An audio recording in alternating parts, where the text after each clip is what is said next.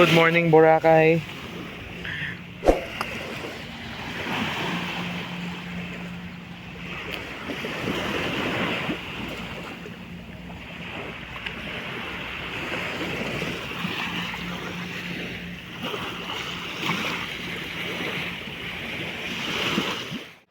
Okay, who's back mga ka-vloggers?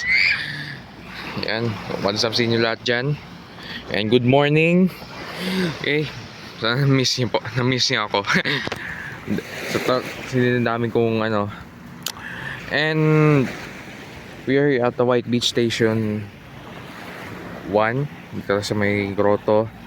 And marami yung tatanong sa akin, bakit hindi daw ako naka-upload na ilang araw.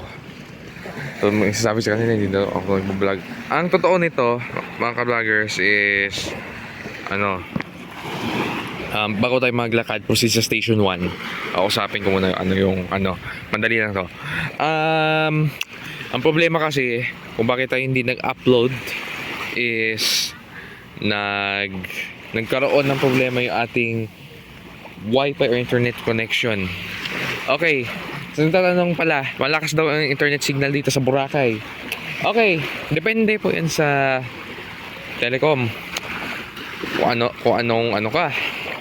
Hindi ako magbabanggit ang pangalan, baka kasi baka ano pa tayo nun. And may mga din dyan, may mga times din na mahina, may times rin na naglalakas,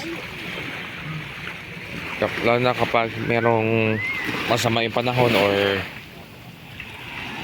ang poste nagkaroon ng problema yung linya.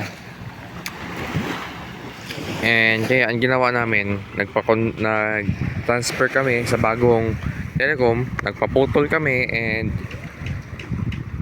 nagpakabit na another company. And salamat ako, malakas naman yung signal ng ating internet connection. And next start na naman tayo na mag-upload ulit. Ang previous upload natin is yung last lang yan, I think last 2 weeks ago namin ng vlog yan. And shout out sa iyo Sir Mark from Cotabato. Maglakad na tayo, pisa. And yan Sir Mark, nakita mo na kung sino yung bumalik. Kasama ko na siya ulit. Baka nandito ka na sa Boracay Sir Mark, so shout out sa iyo and sa family niyo po. And we will see you in Boracay. Hindi ko alam kung tuloy sila. We will see you in Boracay and Merry Christmas sa inyo and your family and Happy New Year. Happy holidays. Malakad muna tayo hanggang Astoria Station 1. Okay, nagbalik na si one of our highly recommended tour guide or coordinator,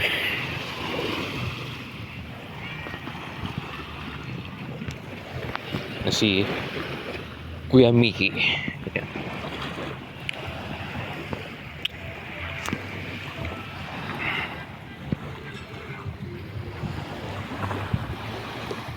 Dagat na yung malinaw.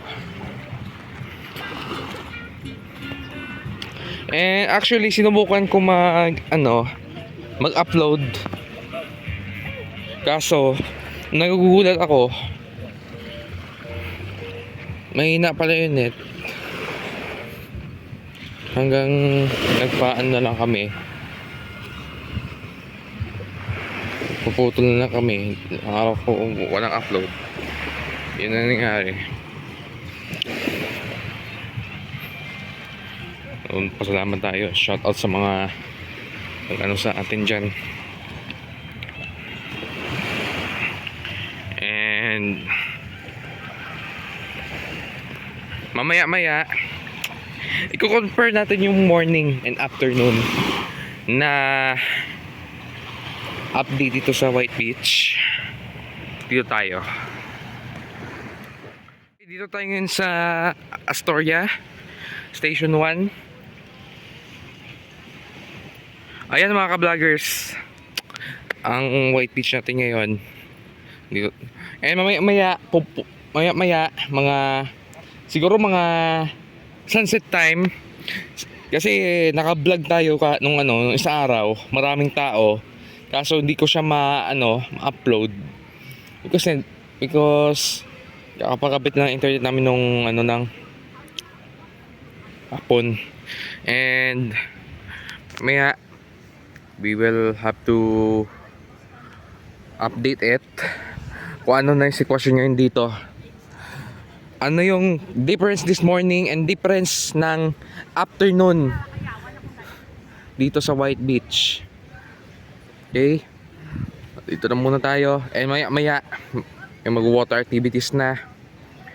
And this is the best islands with the best water activities here in the Philippines, in the world, mga ka-vloggers.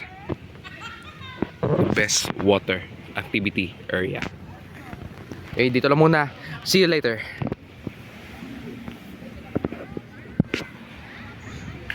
Okay mga ka-vloggers, dito tayo sa White Beach ngayon.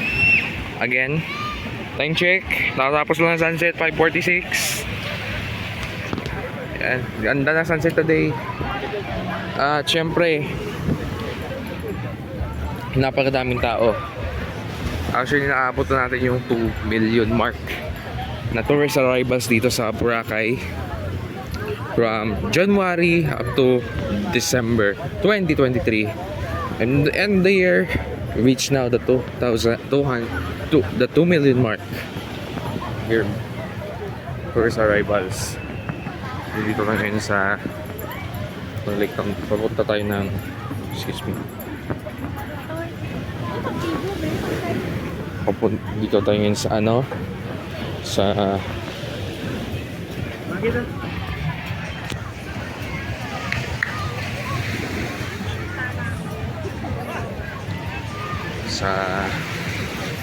sa D-Mall Epic Bar.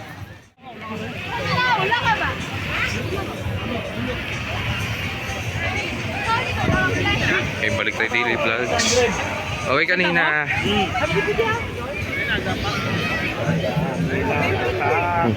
Nature look there. okay, kanina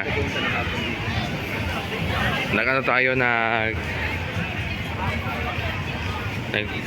nag-island hopping tayo. Shout out pala kay Borator TV sa Boracay. And maya meron naman banda. Ati-atihan na naman. And Merry Christmas sa inyong lahat dyan. At dito lang muna tayo mga ka-vloggers. Maya mag-update tayo. And we will see you later at night.